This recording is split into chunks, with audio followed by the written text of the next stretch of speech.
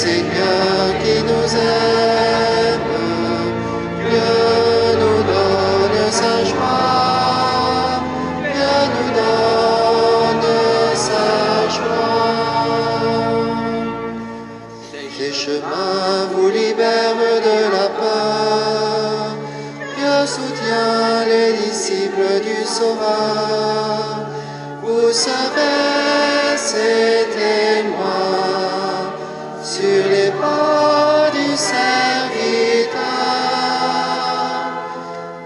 Christ aujourd'hui nous appelle, Christ aujourd'hui nous envoie.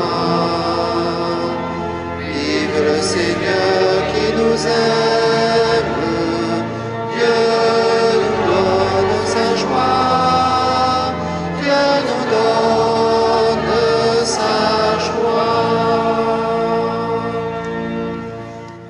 Bonjour à tous et bienvenue en ce troisième dimanche du temps ordinaire.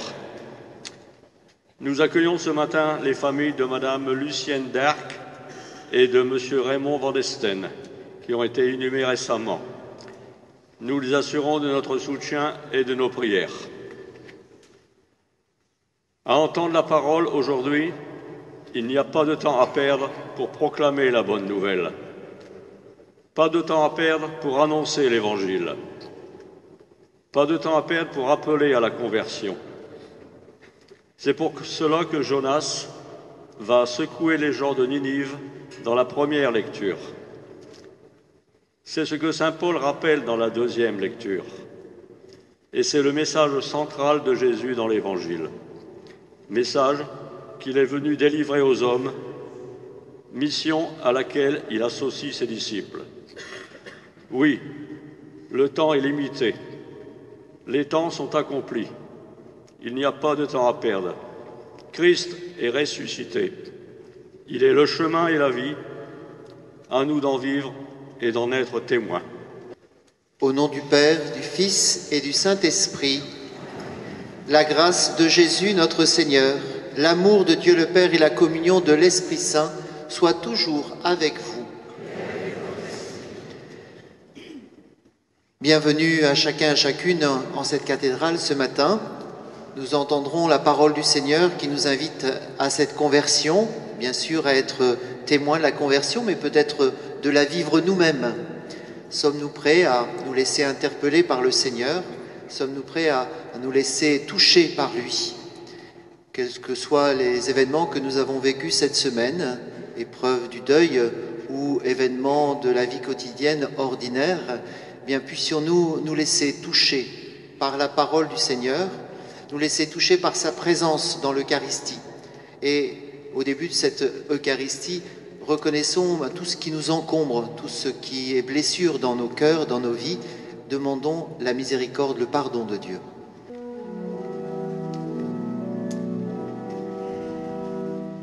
De ton peuple rassemblé par ta parole, Seigneur, prends pitié.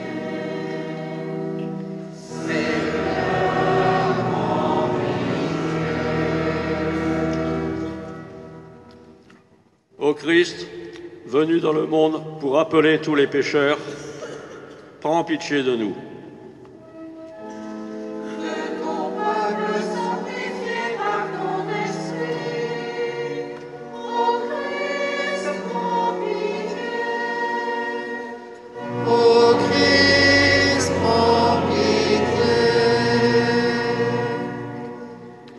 Seigneur, tu nous invites à la conversion, prends pitié de nous. De ton peuple racheté par ton sang, Seigneur, prends pitié. Seigneur, prends pitié. Que Dieu Tout-Puissant nous fasse miséricorde, qu'il nous pardonne nos péchés et nous conduise à la vie éternelle.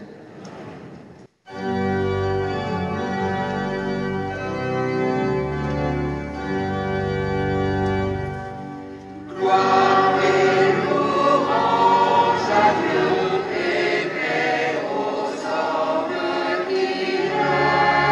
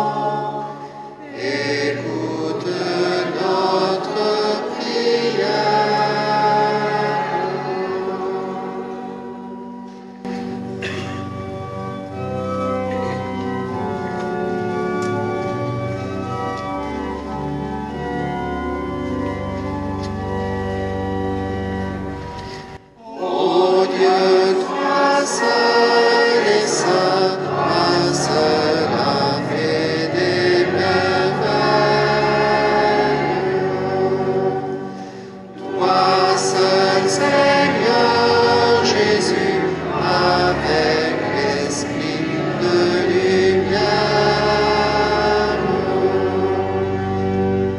nous t'acclamons, Père du Père éternel, dans tous les siècles des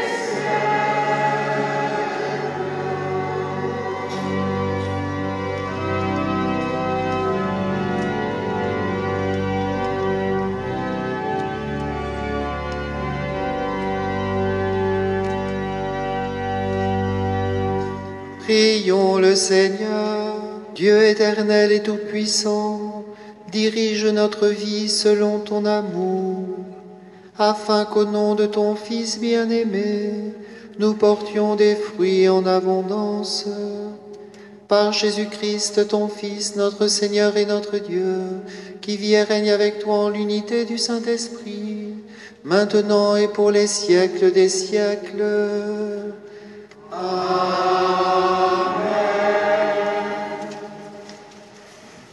Pour amener la ville païenne de Ninive à la conversion, le Seigneur a fait appel au prophète Jonas.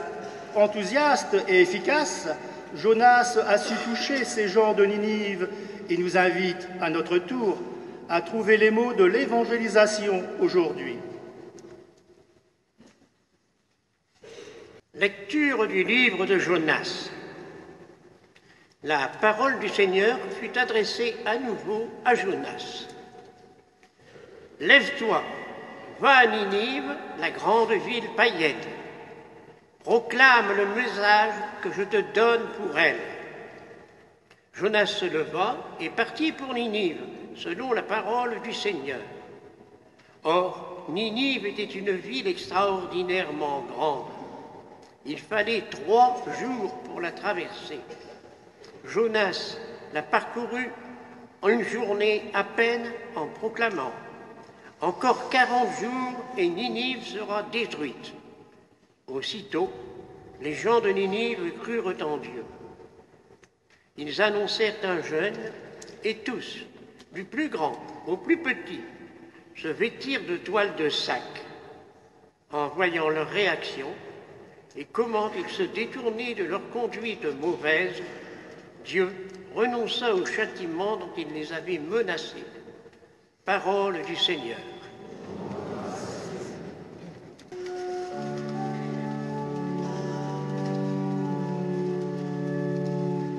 Fais-nous connaître tes chemins, Seigneur. Fais-nous connaître tes chemins, Seigneur. Seigneur, enseigne-moi tes voies, fais-moi connaître ta route. Dirige-moi par ta vérité, enseigne-moi, car tu es le Dieu qui me sauve. Fais-nous connaître tes chemins, Seigneur. Rappelle-toi, Seigneur, ta tendresse, ton amour qui est de toujours. Oublie les révoltes, les péchés de ma jeunesse. Dans ton amour, ne m'oublie pas. Fais-nous connaître tes chemins, Seigneur. Il est droit, il est bon, le Seigneur, lui qui montre aux pécheurs le chemin. Sa justice dirige les humbles, il enseigne aux humbles les nations.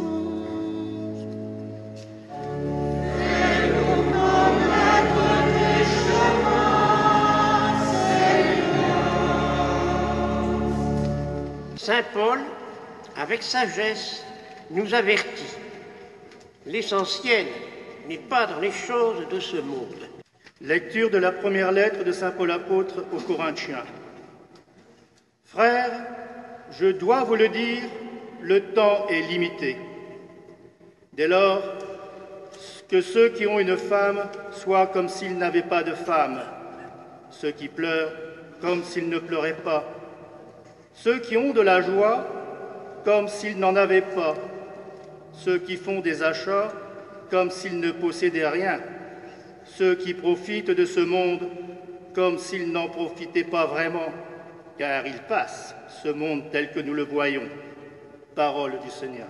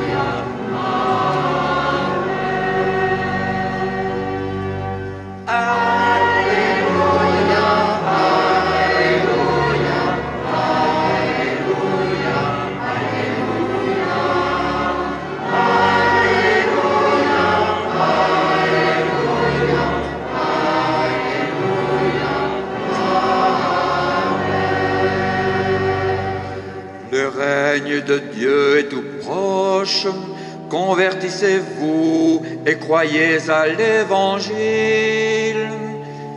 Alléluia, Alléluia, Alléluia, Alléluia, Alléluia, Alléluia,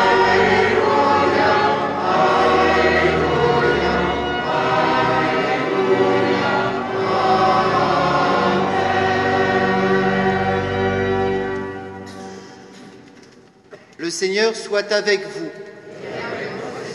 Évangile de Jésus-Christ selon saint Marc. Après l'arrestation de Jean le Baptiste, Jésus partit pour la Galilée, proclamer l'évangile de Dieu. Il disait : les temps sont accomplis, le règne de Dieu est tout proche. Convertissez-vous et croyez à l'évangile. Passant le long de la mer de Galilée, Jésus vit Simon et André, le frère de Simon, en train de jeter les filets dans la mer, car c'étaient des pêcheurs. Il leur dit : venez à ma suite, je vous ferai devenir pêcheurs d'hommes. Aussitôt, laissant leurs filets, ils le suivirent. Jésus avança un peu et il vit Jacques, fils de Zébédée, et son frère Jean, qui étaient dans la barque et réparaient les filets. Aussitôt Jésus les appela. Alors, laissant dans la barque leur père Zébédée avec ses ouvriers, ils partirent à sa suite. Acclamons la parole de Dieu.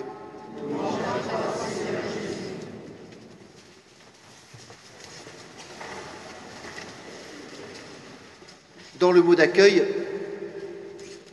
qui est très juste, et aussi dans les introductions des lectures, j'ai cru comprendre que finalement les lectures de ce jour nous invitaient à être témoins de la bonne nouvelle, inviter nos frères à entendre cette parole et à être des relais du Seigneur.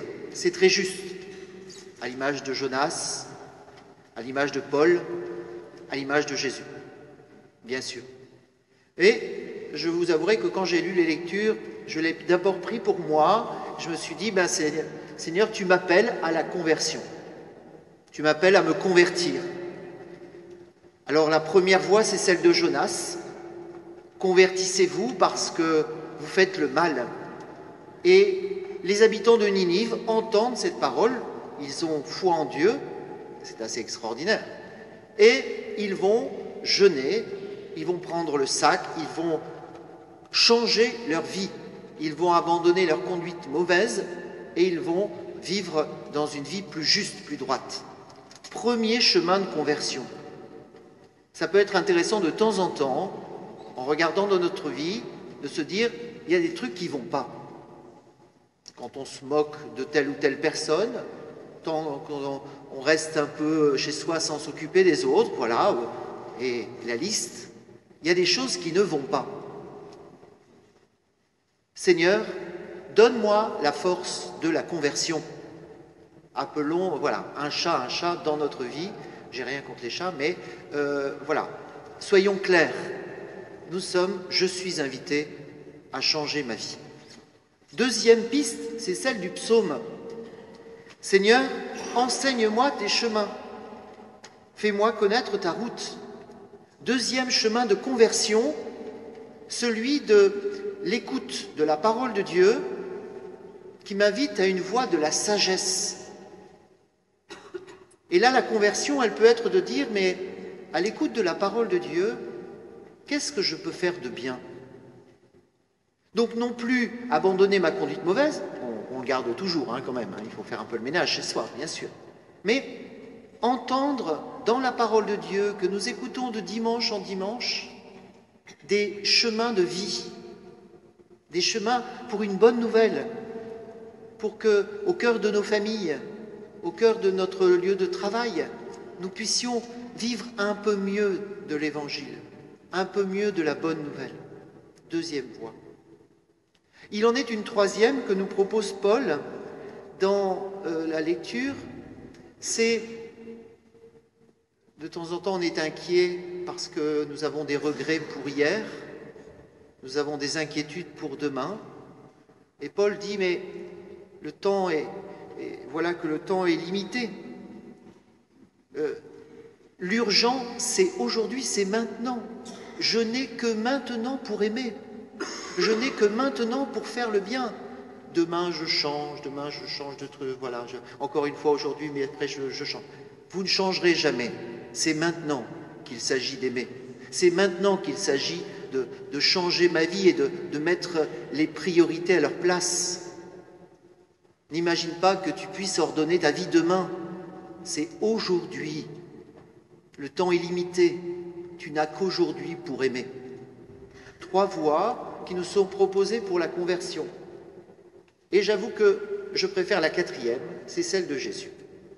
Alors, Jésus annonce, c'est le début de son message, les premières paroles de Jésus, les temps sont accomplis, le règne de Dieu est tout proche, convertissez-vous et croyez à l'Évangile.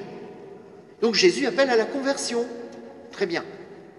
Conversion, abandonner le mal. Conversion, mettre à l'écoute de la voie de la sagesse. Conversion, le temps est proche, c'est maintenant. Mais comment fait Jésus? Comment Simon, André, Jacques et Jean vont vivre la conversion? Comment vont-ils la vivre, cette conversion? Est-ce qu'ils vont abandonner leur conduite mauvaise? Non. Est-ce qu'ils vont entrer dans une voie de la méditation, de la sagesse? Non. Est-ce qu'ils vont, bien sûr, ils vont agir, ils vont dire aussitôt, ils vont agir, mais quelle est leur conversion? Jésus vit Simon et André, le frère de Simon, en train de jeter les filets dans la mer, car c'étaient des pêcheurs. Il leur dit, venez à ma suite. Venez à ma suite. Ne faisons pas de notre foi chrétienne une somme de valeurs. Ne faisons pas de notre foi chrétienne comme une règle de vie, comme une morale, évitant le mal et faisant le bien. C'est vrai que c'est induit, mais la première chose, la première conversion, c'est de considérer que Jésus est le visage du Père, que Jésus s'approche de moi, que Jésus me parle, me connaît par mon prénom et il m'appelle à sa suite. Non pas pour d'abord faire des actes, faire des choses et commencer à vouloir être dans l'action. Venez à ma suite. Et je ferai de vous des pêcheurs d'hommes. C'est-à-dire, si vous venez à ma suite et que vous vivez cette communion, eh bien quelque chose se transformera en vous et vous pourrez devenir pêcheurs d'hommes. Je le dis souvent, mais je crois que si nous voulons vivre notre foi chrétienne, il s'agit d'être disciple du Christ, disciple de Jésus, qui est une personne qui s'approche de moi, qui m'aime et qui m'invite à vivre cette suite concrète. Et tous les autres, les éléments de la conversion sont importants, mais la clé de la conversion, c'est de devenir disciple de Jésus, devenir son ami, toujours plus, toujours mieux. Alors, c'est à cela que je vous invite cette semaine, chercher un chemin, une manière de suivre Jésus. Peut-être dans la prière, dans le service des autres, suivre Jésus. Voilà la clé de notre vie.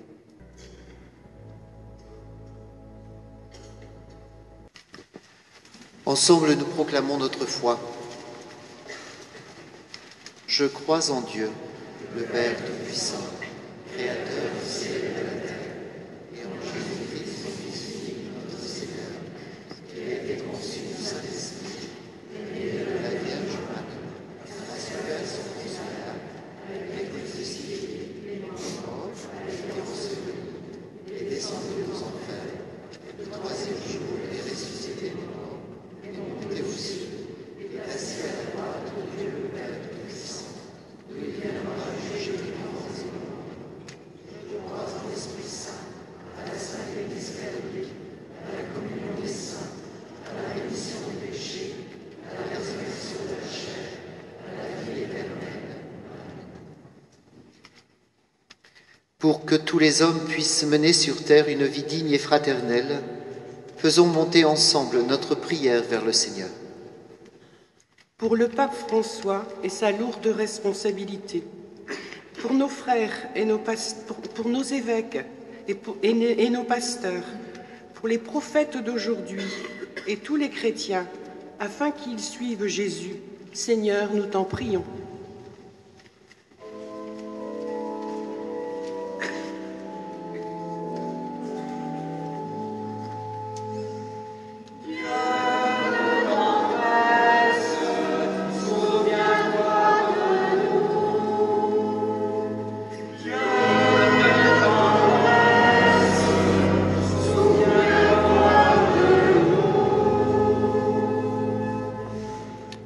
Les habitants des grandes villes et des banlieues, si souvent anonymes et durs avec les plus faibles, que l'Esprit Saint soutienne toutes les initiatives qui remettent l'être humain au centre. Seigneur, nous t'en prions.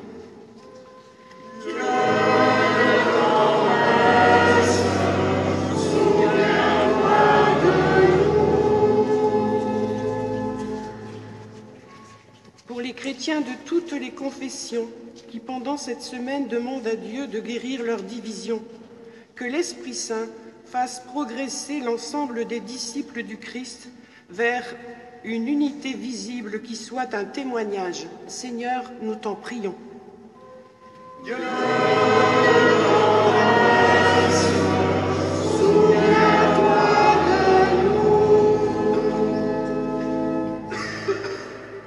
Pour notre communauté paroissiale, pour les petits et les humbles, pour ceux que la maladie met à l'écart et affaiblit, pour les personnes qui se sentent isolées, ignorées de tous, rappelle-toi ta tendresse.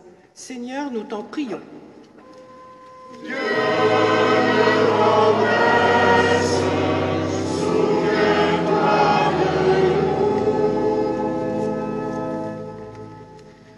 Aux appels de ton peuple en prière, réponds, Seigneur, en ta bonté, donne à chacun la claire vision de ce qu'il doit faire et la force pour l'accomplir, toi qui vis pour les siècles des siècles. Prions ensemble au moment d'offrir le sacrifice de toute l'Église. Dans ta bonté, Seigneur, accepte notre offrande, qu'elle soit sanctifiée et serve ainsi à notre salut. Par Jésus, le Christ, notre Seigneur. Le Seigneur soit avec vous. Et avec votre esprit. Élevons notre cœur. Nous le tournons vers le Seigneur. Rendons grâce au Seigneur, notre Dieu. Cela est juste et bon. Vraiment, il est juste et bon de te rendre gloire, de t'offrir notre action de grâce toujours et en tout lieu, à toi, Père très saint, Dieu éternel et tout-puissant. Ton amour pour le monde est si grand que tu nous as envoyé un Sauveur. Tu l'as voulu semblable aux hommes, en toutes choses à l'exception du péché, afin d'aimer en nous ce que tu aimais en lui. Nous avions rompu ton alliance, nous la retrouvons dans l'obéissance de ton Fils. Voilà pourquoi, Seigneur, avec les anges et tous les saints, nous proclamons ta gloire en chantant.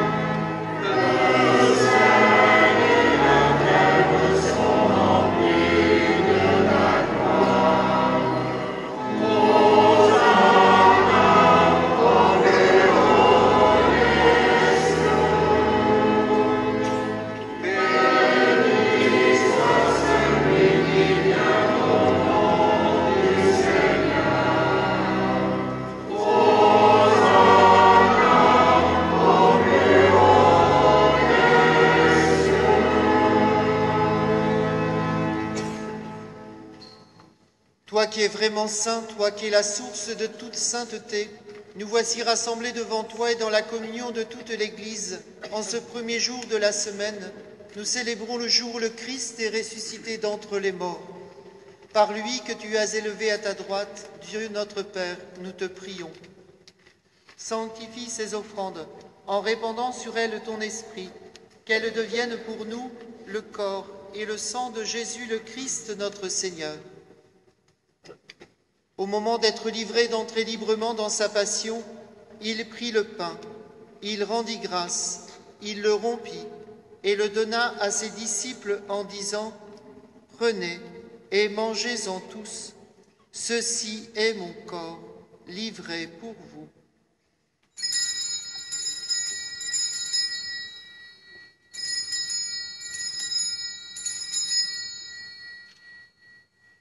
De même, à la fin du repas, il prit la coupe.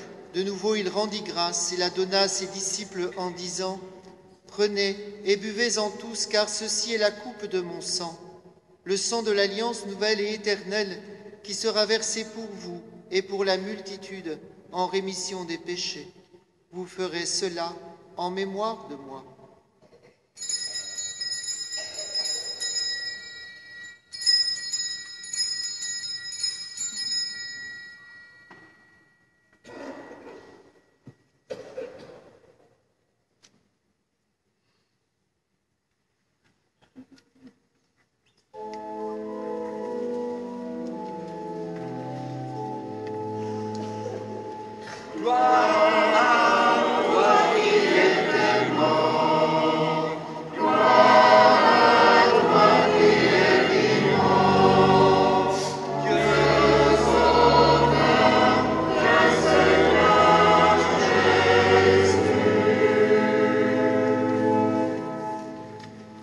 Faisant ici mémoire de la mort et de la résurrection de ton Fils, nous t'offrons, Seigneur, le pain de la vie et la coupe du salut.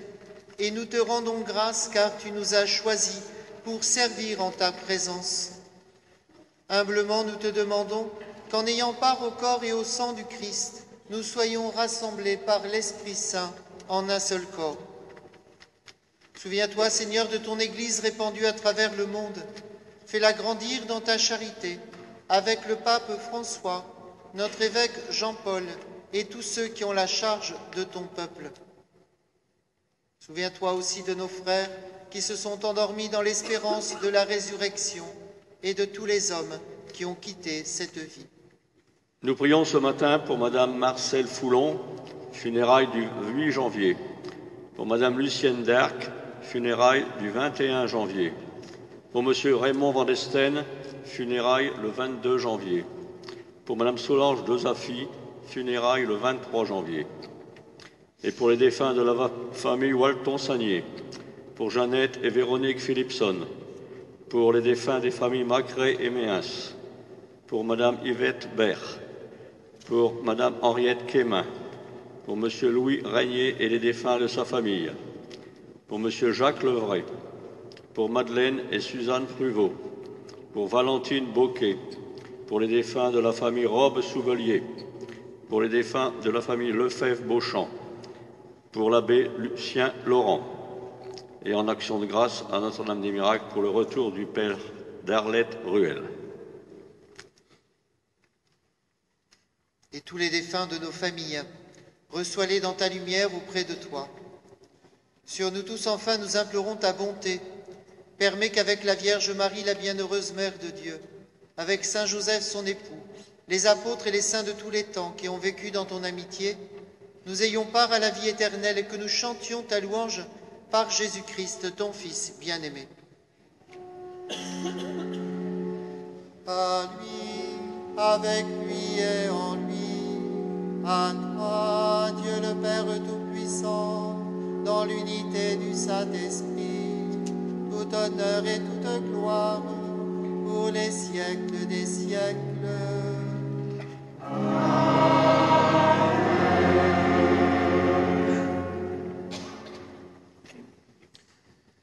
Unis dans le même esprit, nous pouvons dire avec confiance la prière que nous avons reçue du Sauveur. Notre Père, qui es aux cieux, que ton nom soit sanctifié, que ton règne vienne, que ta volonté soit faite sur la terre comme au ciel. Donne-nous aujourd'hui notre pain de ce jour.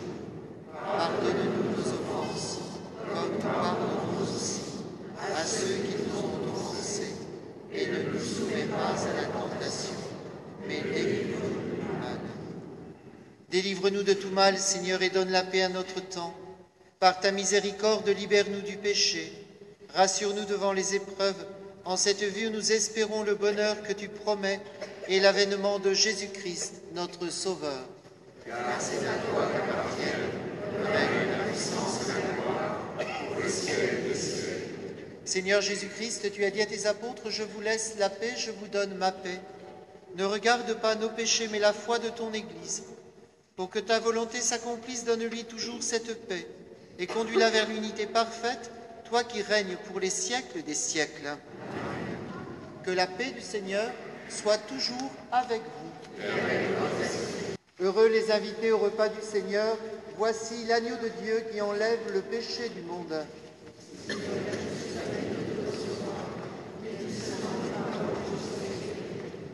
Durant ce week-end, 6 jeunes qui font une année pour Dieu, alors ils vont l'expliquer dans quelques secondes, à Courcey, sont sur Saint-Omer. Donc 3 familles les ont accueillis au cours de la nuit pour qu'ils puissent prendre le repas et dormir. 3 autres familles vont les accueillir pour le repas du midi. À 15h, on va faire une visite de la cathédrale. Ces 6 jeunes vont peut-être s'avancer, même si c'est Noémie qui fait le témoignage, peut-être que les autres peuvent venir aussi pour qu'on les voie. Voilà, merci. Donc pour présenter un petit peu ce qu'ils vivent, et c'est l'occasion de voir le parcours de jeunes chrétiens qui font quelque chose d'assez original. C'est nous les 6 jeunes qui faisons l'année pour Dieu à Courcey, au foyer de charité, donc à côté de Dèvres. Cette année on est 6, on est 4 filles pour 2 garçons. L'année pour Dieu, c'est une année qui est proposée pour les jeunes de 18 à 30 ans. Et donc ça se fait de septembre à juin, donc on suit l'année scolaire. Et à Courcey, il fait aussi primaire et collège, donc on est aussi avec les élèves. En fait, l'année pour Dieu, c'est une année où on arrête tout et on met Dieu en premier dans notre vie pendant 1 an. Et donc on a chacun nos raisons de faire l'année pour Dieu. Et ça nous permet de mieux se connaître, pour connaître ce qui est bon pour soi, pour trouver sa vocation. Donc ça peut être une année de discernement pour certains ou juste pour un peu renforcer sa foi. C'est ça. Et voilà, donc on a tous raison de le faire. Donc au cours de l'année, on vit avec la communauté, au rythme de la communauté. Donc on commence nos journées à 7h le matin avec la communauté pour les laudes. Le mardi et le mercredi, on a la messe à 6h30 du matin aussi. Donc c'est un peu dur parfois. Tous les matins, on a une demi-heure d'oraison. Donc c'est la prière seule dans la chapelle. On a le chapelet, on a les chapelets tous les après-midi avec l'école. Ça aussi, ça remonte fort. Et le soir, on a les complis.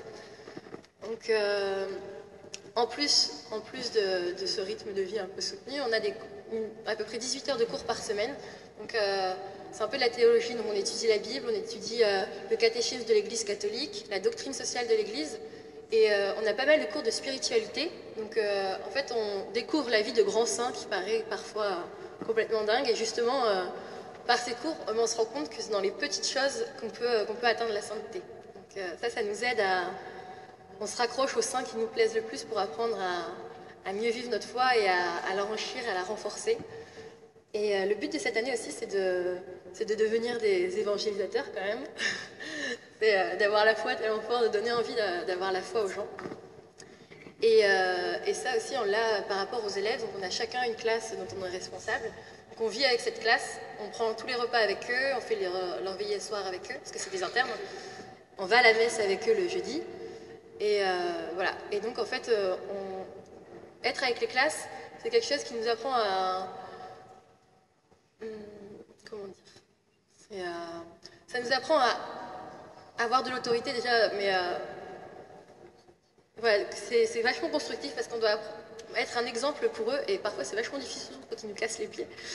Il faut qu'on apprenne à vivre avec eux, il faut leur donner envie aussi de continuer sur leur chemin de foi parce que quand on est à Courset c'est facile parce que c'est un petit peu une bulle où tout est enfin, on est là pour Jésus. Et du coup, quand on sort, c'est un peu difficile. Donc, être avec eux, c'est à apprendre qu'on est chrétien à l'école, oui. Dans la famille, oui, mais aussi en dehors. Donc, ça fait vachement grandir. Et c'est vrai. Et qu'est-ce que je peux dire de plus? C'est tout. Voilà. Si vous voulez plus de renseignements, il y a un site, l'année pour Dieu, ça s'appelle à Courset. On peut les applaudir. Hein. Et juste à la fin de la messe, ils seront du côté de la sacristie. Si vous avez envie de leur poser des questions, faire connaissance avec l'un avec l'autre, ça peut être intéressant. Merci Noémie et puis toute l'équipe pour ce témoignage. Nous porterons dans notre prière au sein de la communauté le cheminement de ces jeunes et puis aussi des jeunes qui s'arrêtent pendant une année. Et il n'y a pas que à Courset, il y a d'autres expériences. C'est assez, ça se développe parce qu'au lieu de courir, s'arrêter pendant un an pour réfléchir un peu sur sa vie, c'est un beau cadeau. Alors portons-les dans la prière et puis portons aussi dans la prière les jeunes qui ont des choix parfois délicats à poser dans leur vie parce que ils ont besoin d'une communauté qui les porte dans la prière et dans l'amitié. Nous allons écouter les annonces pour la semaine. Les annonces pour notre communauté cette semaine. Tous les jours, messe à 8h30, sauf jeudi à 17h. Une nouveauté pour notre clocher. Tous les vendredis midi, à partir de 12h, est organisé un repas solidaire à la maison ouvrière de Saint-Omer. L'accès se fait par la rue Sainte-Claire. L'objectif de ce repas est de rassembler les personnes seules pour passer ensemble un moment de convivialité. Le premier repas a lieu le vendredi 31 janvier et il est à acheter sur place. À la sortie de la messe, quête mensuelle pour la confrérie de Saint-Vincent-de-Paul et également quête pour les lépreux dont c'est la journée nationale. Bon dimanche à tous. Donc les deux collectes, celle habituelle pour la Société Saint-Vincent-de-Paul et pour les lépreux, c'est une cause importante parce que cette maladie, il est possible, avec des moyens matériels, de l'éradiquer et nous pouvons, à travers ce geste, participer à cette lutte. Ensemble, prions le Seigneur. Permets, nous t'en prions, Dieu Tout-Puissant, qu'ayant reçu de toi la grâce d'une vie nouvelle, nous puissions nous en émerveiller toujours, par Jésus, le Christ, notre Seigneur. Le Seigneur soit avec vous. Que Dieu Tout-Puissant vous bénisse, le Père, le Fils et le Saint-Esprit. Allez dans la paix du Christ. Bonne semaine à chacun et que si vous désirez rencontrer ceux de l'année pour Dieu, n'hésitez pas à le faire. Et merci aux 3 familles qui les accueillent pour le repas.